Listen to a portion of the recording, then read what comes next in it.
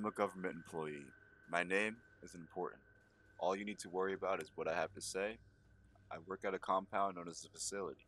Within it, we perform research on things the public would find unappetizing. Officially, we're listed under experimental weapons development, but lately our umbrella has spread much wider.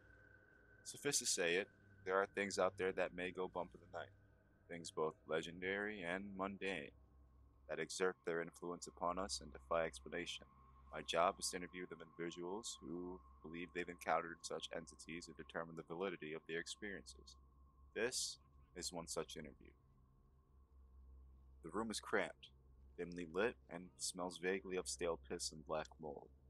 A light hangs above the table between us, rocking back and forth and doing a poor job illuminating much of anything. Still, I can see the man's face in the fields on my clipboard. It's enough. It will do.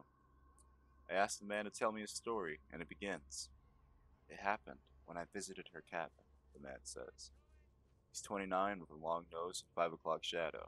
When he reached for a cigarette, his hand shakes. Not my cabin. It belonged to her, but she invited the three of us up. To get away from it all, I make a note on my clipboard. 4 individuals. He nods, taking a heavy drag on the smoke. Yeah, something like that. Get drunk, get stoned, forget about life for a while. He swallows, and his eyes dart to the cameras in the 4 corners of the room. He scratches his cheeks anxiously. It's a look I've seen before.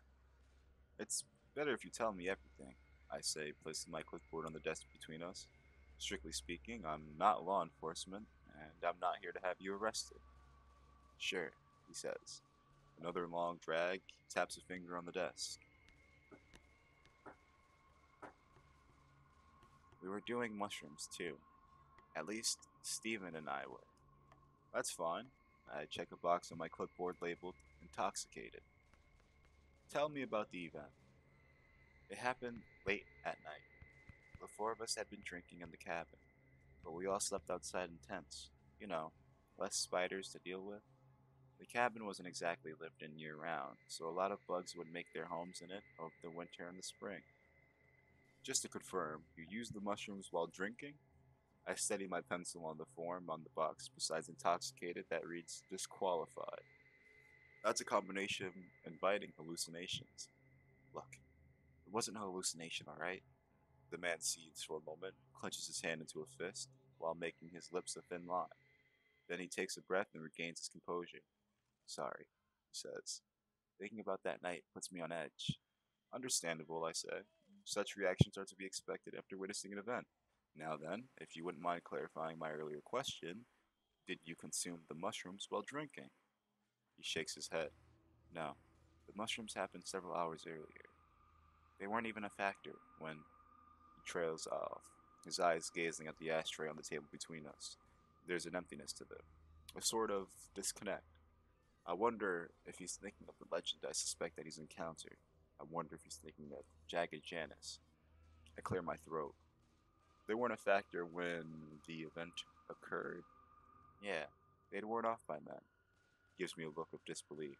No, I'm fucking lying to you for the fun of it. Yes, I'm positive. Aggressive behavior, I remind him, will not be tolerated. He opens his mouth, and words hang there for a moment. I've done enough of these interviews to know that there's more he wants to say, or maybe even yell. He doesn't. Instead, he takes another breath, leans back in his chair, and apologizes.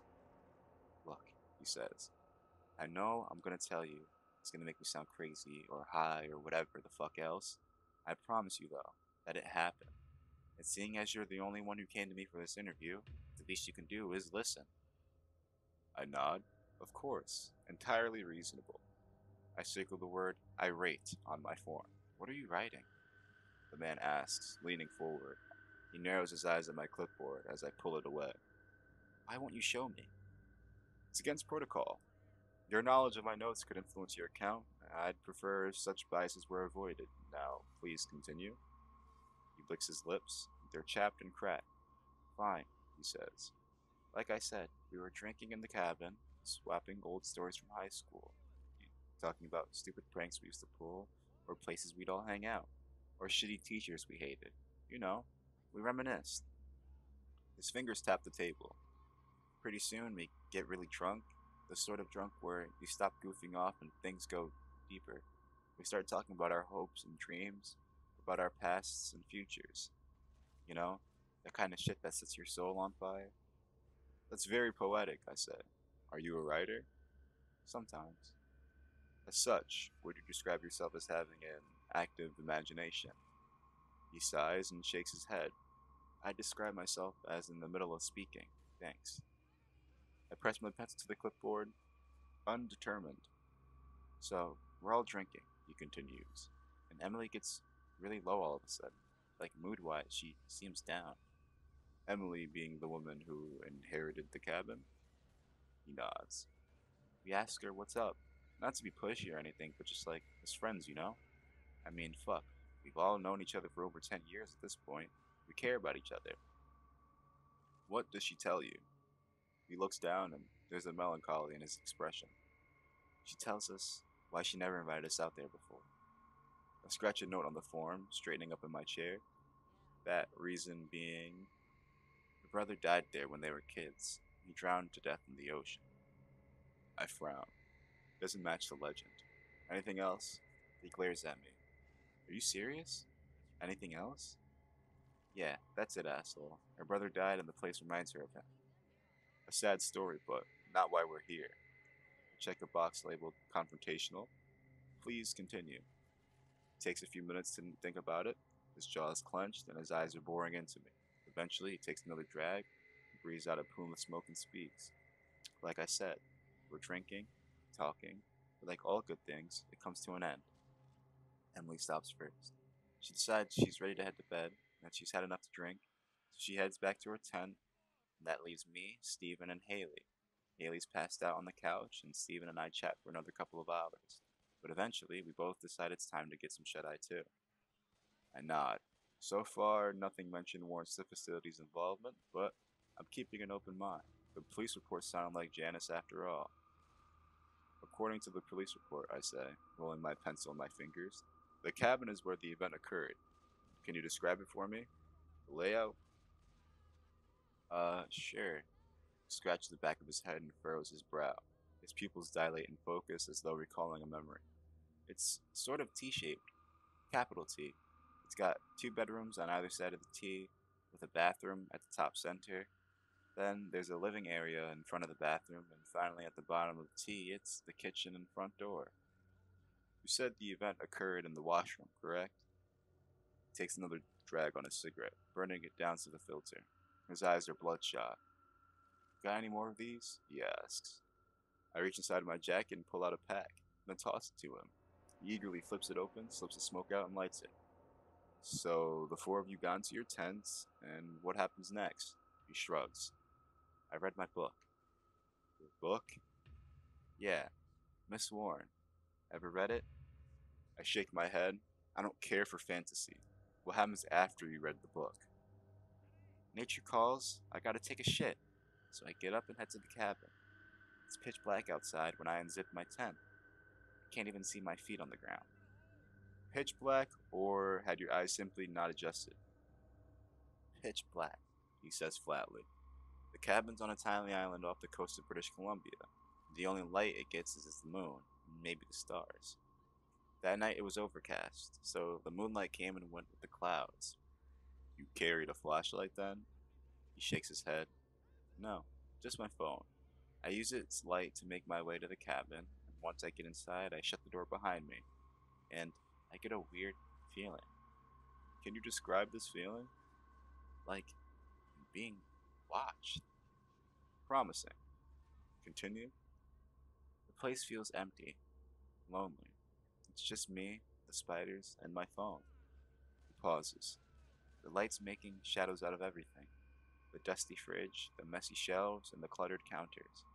There's 1,000 shapes all around me and shifting as I walk, and this feeling of, I don't know, dread comes over me like I'm not safe. He clears his throat.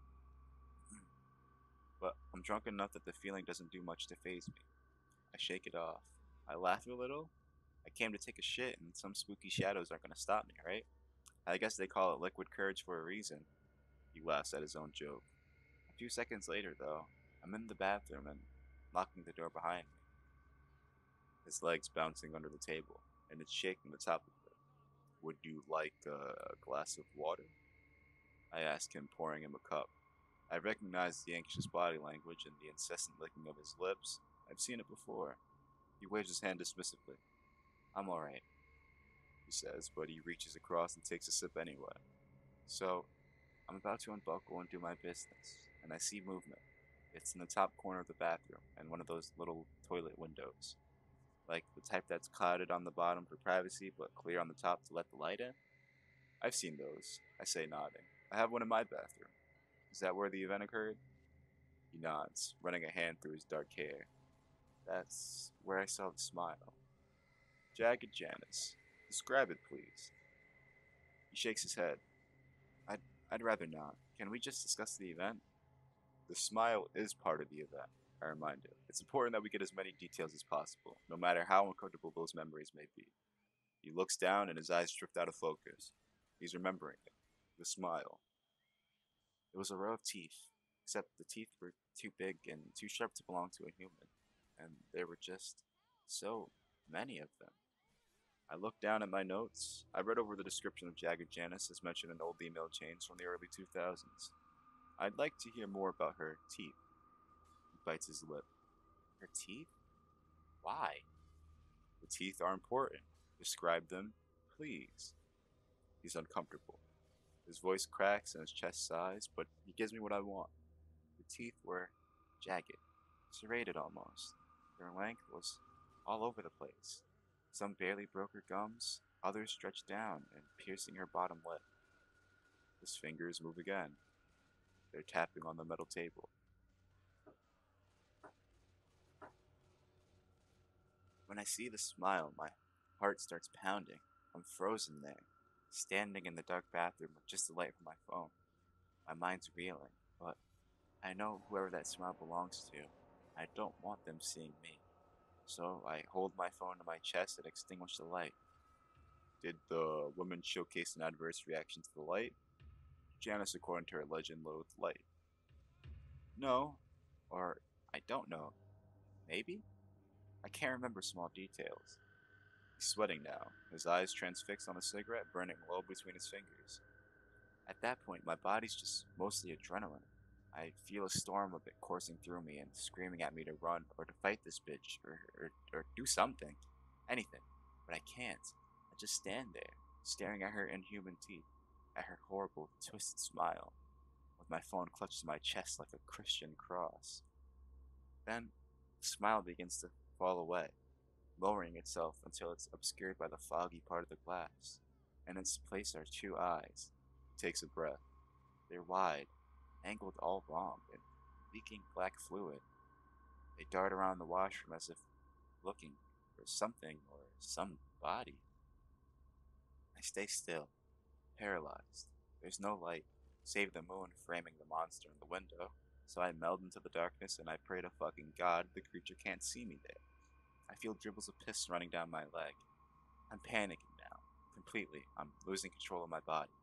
He shivers, taking another slow, long drag on his cigarette. Then I hear tapping on the window. It's followed by this chattering sound, and I realize it's her teeth gnashing together, open and shut, open and shut, over and over again. I don't want to look at her, but part of me can't stop myself. I glance up to the window, and I see her eyes staring back at me. These two tiny black dots in a sea of white. My breathing stops, and my pulse races. It's just the two of us now, watching one another. I lean forward, interested. Much of that description could have been pulled from the Jagged Janice legend itself. The tiny black pupils, the rows of inhuman teeth, the gnashing jaws. I check off the features on my clipboard as I go. What happens then? I ask. Then she speaks. It's only 3 words, but it's enough to turn my dribble of piss into a torrent. He shallows his eyes, wide as he recites the word. I write them down and circle the words 3 times. They're not familiar to me. Did she sound young or old? Describe her voice. He shakes his head, shuddering. Her voice was quiet, hard to hear. The words sounded like they'd been pulled out of a wood chipper. The pronunciation was broken and unnatural, like they'd been cut up by those teeth. Curious, I muttered. Continue. Her fingers reach up and she taps the glass again. I chance another look, and all I can see is that terrible, serrated smile. I look away, but I know I need to watch her. I have to monitor her, because who the fuck knows what this creature's gonna try. So I look back up, but the smile's gone, and so is the woman. It's just me. He puts his face in his hands, and his shoulders quake with silent sobs. A minute passes. It appears we've reached the end of his account. A harrowing experience, I say, giving my notes a final swipe with a pencil. I straighten up in my chair and flattening the front of my jacket and reaching out to shake his hand.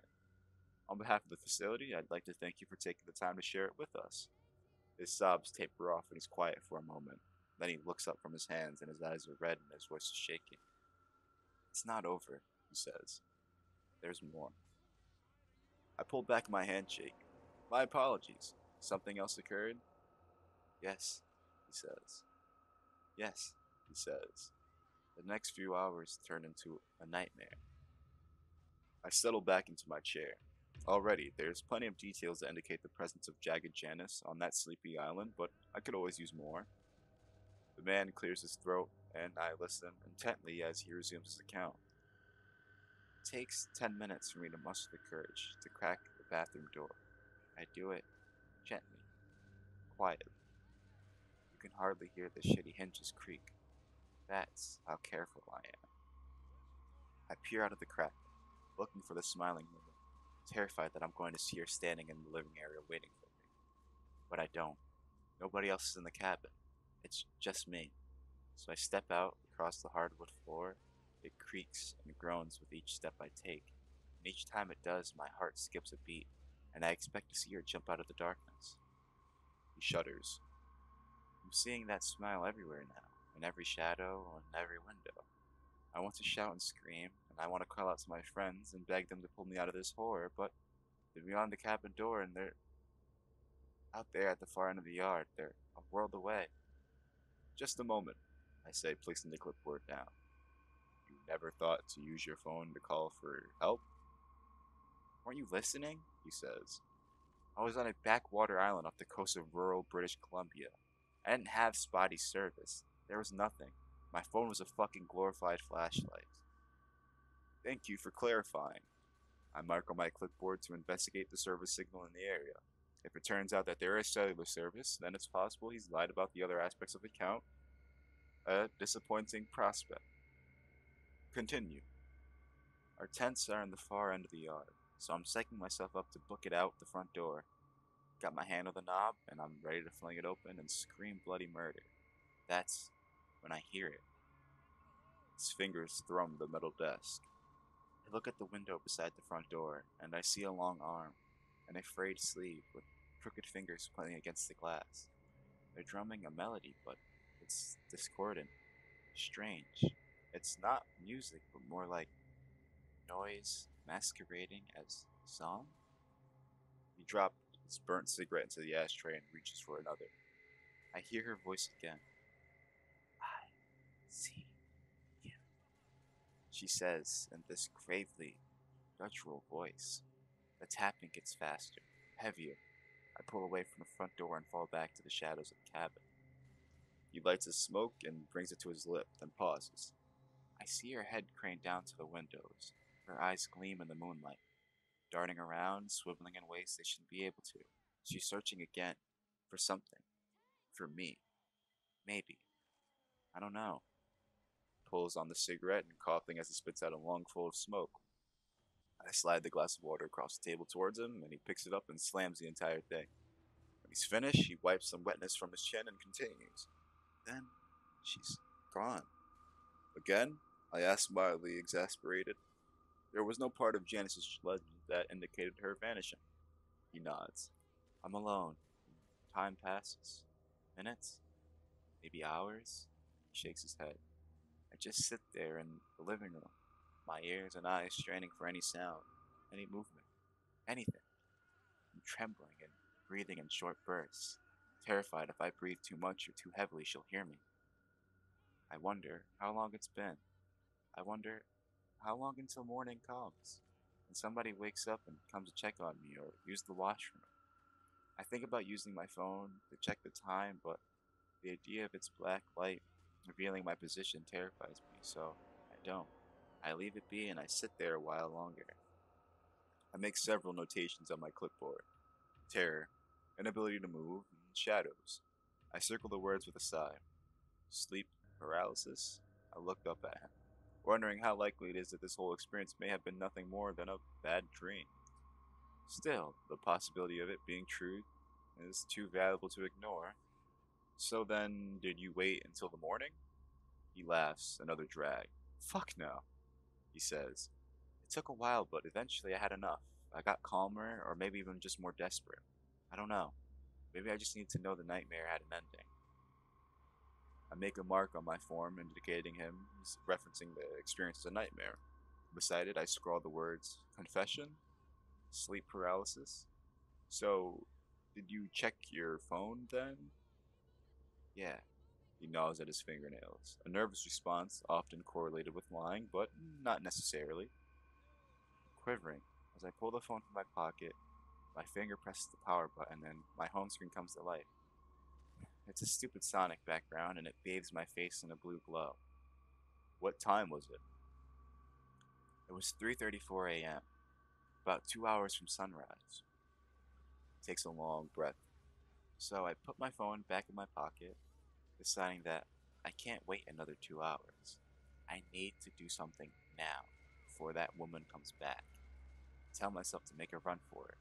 First, though, I need to wake up my friends. I don't want to make myself an easy target, so I open my mouth to scream and run headlong out the cabin door and towards the tents, and maybe make it out of there alive. And he pauses, tears coming down his face. He's whimpering now. I tap my pencil rhythmically on the clipboard, and my impatience getting the better of me.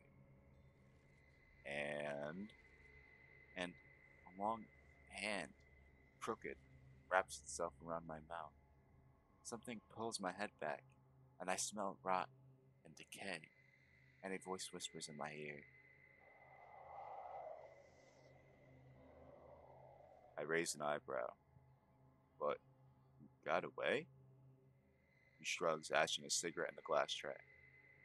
Guess so. I blacked out. When I woke up, I was in a hospital bed surrounded by my friends. The ones from the cabin? Yeah. I checked the box labeled Survivor. I chew on the eraser of my pencil for a second before checking one more box. Post-traumatic stress affected. They're telling me it's their fault, he says. Emily's mumbling about how we should have never come out of the cabin. Steven's talking about how he and I should have never done mushrooms that afternoon, and Haley's blaming herself for dozing off and letting Steven and I get exceptionally drunk. Gives a bittersweet smile. Everybody wants a share of the guilt. One might say they've earned it, I say, hardly making my disappointment. It's possible that you did have a case of hallucinatory distress. I don't think so. At that point, the mushrooms had worn off hours ago. Hell, by the end of it, I wasn't even still drunk. I make a note on the form indicating the subject believed themselves sober at the time of the event. You said the island was quite remote. I'm assuming the hospital wasn't local to it? No, it was off the island, an hour or so inland. The man takes a breath as though happy that the hard part is over. I must have been out for a day at least, because I don't remember traveling there. My interest peaks again. A recurring aspect of the Janice mythology is a sense of mild amnesia, as well as the presence of minor to severe bite wounds. What did the hospital treat you for? He coughs, clearing his throat. A mild concussion, as well as water in my lungs. Water? In your lungs? I toss my pencil down in disbelief. Seriously? He shrugs. The doctor didn't understand either. Okay, so your friends leave get well cards, you get discharged a couple days later, and now you're here. I lean back in my steel chair, folding my arms. Is that pretty much it? Not exactly, he says darkly. Before they left, I mentioned the smiling woman to them. I sigh. leaning forward. Could you use the exact phrasing, please? Sure. He shifts uncomfortable. It's when they're apologizing, taking the blame for everything. I interrupt them and ask them a question. My voice is like sandpaper, so I have to do it twice. There was this woman, I say. She was smiling in the cabin window. Did any of you see her? Stephen and Haley shake their heads. They rub my arm and they tell me I was tripping. They tell me it was a mistake to mix mushrooms and alcohol. They tell me it was their fault all over again, like they're not listening to a word that I'm saying. But Emily's standing back. She's staring at me and her eyes are filled with something like regret. Her hands find her pockets and she buries them and looks away. I say her name. She knows something. I can tell. She's seen the woman too, maybe. My pencil slides down the interview form, circling a word that says witness and annotating it with a small question mark. Did you confront her about this? No, he says with a sigh. She left the room too quickly. I don't think she wanted to speak about it, at least not in front of Haley and Stephen. That night, I was alone. My hospital room was cramped and silent. The only company I had was the apple tree outside my window. It took me a long time to fall asleep, but eventually I did. I settled back into my chair, folding my arms, listening. It feels as if this might be nothing more than a hallucination after all. There's simply too many departures from the mythology. I woke up to tapping. Sound of fingers on glass. My eyes snapped open and I stared out the window, fucking horrified. But it was just the apple tree. Some of its branches were brushing against the window and making a tapping sound. He chuckles. So, I roll over, go back to sleep, wondering if this is what my life was going to be like from now on. You know, panicking every time a branch on a window or a face in a window. That's when the door creaks open. I frown. To your hospital room? He nods. I start freaking out. My breath hitches in my chest and my body tenses. I know that this is it. The smiling woman's back, for real this time. But it's only Emily. She pauses in the doorway and asks me if she can come in. I tell her of course, and she closes the door behind her.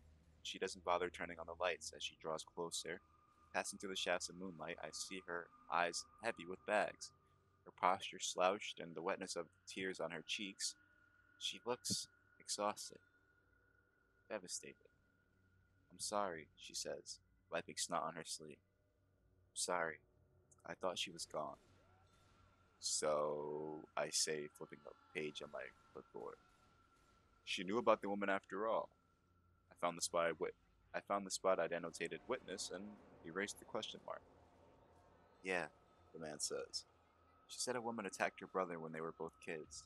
She said the memory wasn't great because she was maybe 4 years old at the time, but that she remembered him being dragged backwards by his face. She said the woman was smiling the entire time and kept repeating, "Into the sea with you," over and over again. The man pauses, his voice getting lower as he speaks. The woman held him beneath the surf until he drowned. Then she let the waves take him. Disturbing. I tapped the pencil thoughtfully against my chin. And she never brought this up to her parents? She did. Her father told her it was just her imagination. He said that her brother had fallen into the ocean and gotten swept away, and it was already hard enough to deal without Emily adding to it. So, Emily just buried the memory and moved on. The man looks up at me, his expression despondent. Then he brings a fingernail to his mouth. That's when we heard it, he says. The hospital room. A tapping. It came from the window to my right, the one with the old apple tree. Was it the woman? I don't know. He shrugs. I didn't look. I told her not to look either. Emily, I told her just to look at me. Focus on me. I didn't know what she saw as a little girl down by the ocean, but I knew. I didn't want her to see what I see. He shudders. I didn't want her to see that smile. Did she listen to you? He shakes his head slowly, unhappily. His hand grips a fistful of his own hair. She looked, and when she did, she screamed. She screamed so loud that the lights came on down the hall, and I heard an overnight nurse call out. Then Emily rushed to the window, and I still refused to look. But I heard her beating against it with her fist, clawing at it with her nails. The nurse burst in shortly after and found Emily weeping on the floor. He pulled her out of my room and got a patrol car to drive her home. The man takes a breath, puts his face in his hand, and rubs his eyes. I texted her shortly after, he says. Yes. I look at the folder on my desk labeled correspondence and then down at my watch on my wrist. It's already more than a half hour past the end of my shift, and if the texts are anything that's left, I can read them on my own. I rise from the desk and offer my hand to shake.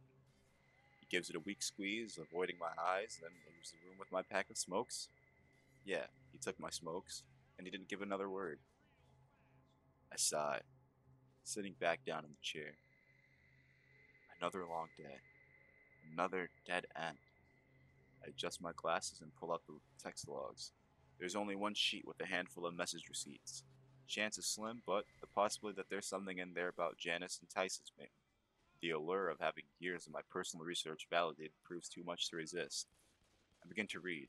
As I do, I make note of the timestamps of my experience. They often paint a picture deeper than the words. This here is a text log from between Dorian and Emily, starting from 1:34 a.m. from Dorian.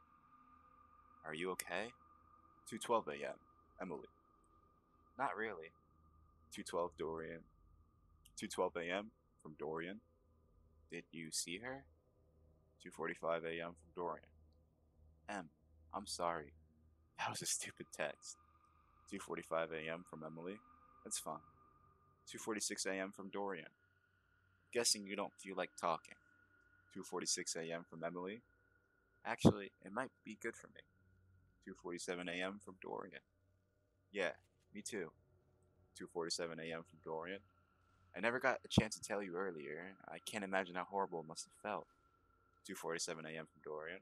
To see what happened to your brother and have your dad not leave you? That's fucked. 2:55 a.m. from Dorian. Unsent. My bad. We don't have to talk about heavy shit if you don't want to.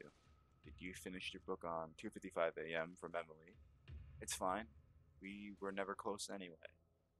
2:55 a.m. Dorian. Sorry to hear. Did you ever tell your mom? 2:56 a.m. from Emily. No. My mother was already dying by then. Dad would have killed me. 2:56 a.m. from Dorian. Fuck. I'm an asshole. How could I forget something like that? Sorry again. 2:57 a.m. from Emily. You're not an asshole. As long as I've known you, Julie hasn't been my stepmom. She's just been my mom. It's fine. 2:58 a.m. from Emily. I'd honestly be shocked if you remembered anything about my birth, Mom. I mean, even I hardly do. 2:58 a.m. from Dorian. Thanks for trying to make me feel less like a dick. Appreciate it. 2:58 a.m. from Emily. Besides, you're right. 2:58 a.m. from Dorian. I am. About what? 2:59 a.m. from Emily. You're right that I would have told her about Jonas if I could have. 2:59 a.m. from Emily. But by then she was so hopped up on painkillers that I hardly recognized her though. 3 a.m. from Dorian. The meds must have been pretty heavy. That's a lot to deal with for a 4-year-old kid. 3:01 a.m. from Emily.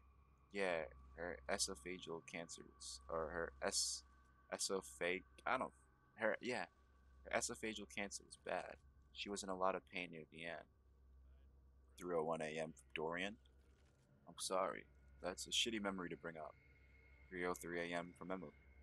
Don't be. I actually wanted to thank you. It's a memory I'd forgotten. I think I repressed a lot of old memories of her.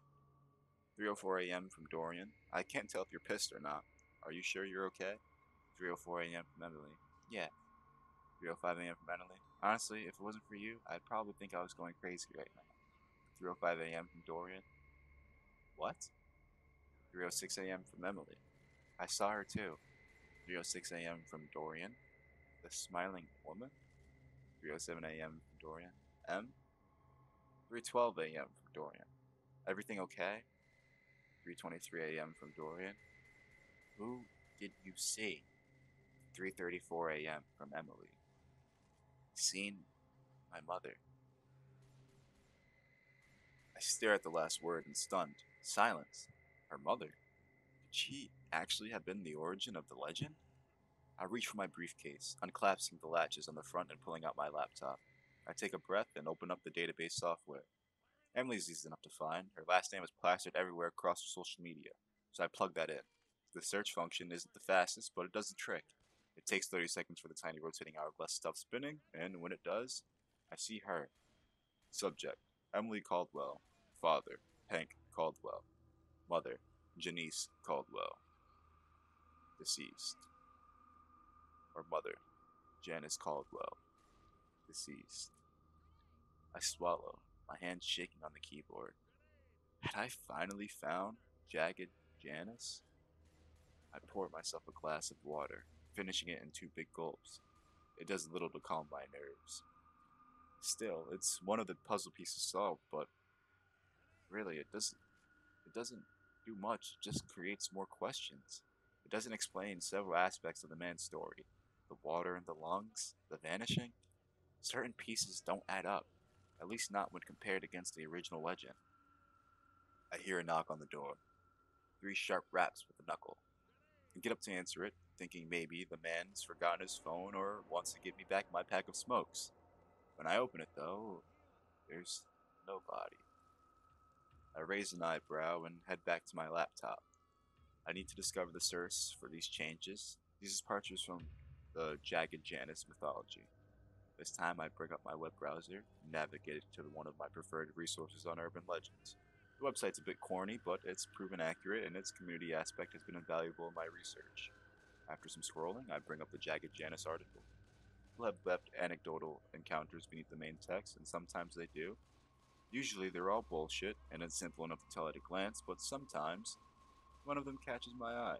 It mentions seeing the serrated smile, the tapping fingers, and that they found their infant child dead with water in its lungs. I shake my head. Bullshit. Clearly. I prayed at least the infant was still alive or that the poster was some teenager with nothing better to do. I keep scrolling. I see more keywords. There, and then gone. Voice like a meat grinder. To the sea with you. I pause, swallowing. To the sea with you? Those were the words that the man had mentioned Emily said. Words she remembered when she witnessed her brother being pulled into the ocean. To the sea with you. My mind spins, but a picture is starting to form. The guttural, difficult to understand voice, the drowned brother, I see you. No, she was never saying, I see you. She was saying, to the sea with you. The man couldn't understand it, though, and he was in such a panic that he defaulted to the simplest phrasing.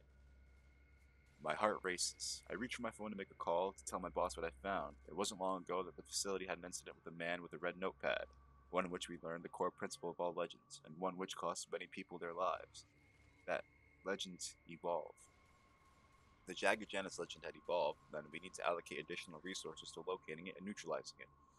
I continue to scroll, noticing many of the anecdotes have been posted in the last week. Several in the last few days, in fact. If even half of them are true, then I'd imply highly increased activity on Janice's part. I hear another knock on the door. 3 soft raps. I curse, kicking off from my desk and storming to the door. Phone still pressed to my face, waiting for my boss to pick up. Once more I swing it open, and once more I look down the cold, empty hallway. Nothing. I slam the door shut and stalk back to the table. My phone continues to ring, and my boss continues to ignore my call. It's not really like her, but I tell myself to relax. She's probably in the middle of supper. I check the watch on my wrist and frown. The display reads 3:34 a.m., which can't be right. It was 6 o'clock only 20 minutes ago. I heave a sigh, adding broken wristwatch to my list of problems. Then, 3 more knocks. I have to confess that I'm getting fed up. I'm going to leave this here for now, as it appears my interviewer is having some fun at my expense. Either that, or, well, that isn't really a possibility I'd like to entertain, to be honest. You know, On second thought, I'll post this before I go, just in case. And like that, the story of Jagged Janice is over. The story was actually I noticed this. I read it twice. I read it the first time like out loud so I could practice, and I read it the second time, obviously on recording. And I noticed that the time of 3:34 a.m. is a reoccurring factor in this story, and it seems like in terms of like when Emily witnessed, even if yeah, like when the man, the guy that the guy's being interviewed, when he first seen his first account was around 3:34 a.m. When Emily mentioned seeing her mom, it was 3:34 a.m. And when this guy, the fucking whatever he does, the facility worker, when he was having the strange knocks on the door, it was 3:34 a.m. So it seems like 3:34 a.m. is just a time that seems to be when Jagged Janice strikes. Well, I hope you guys enjoyed this story reading, and I'll see you guys next Sunday for the next story. This is your man, Lost Disciple, and I'm out.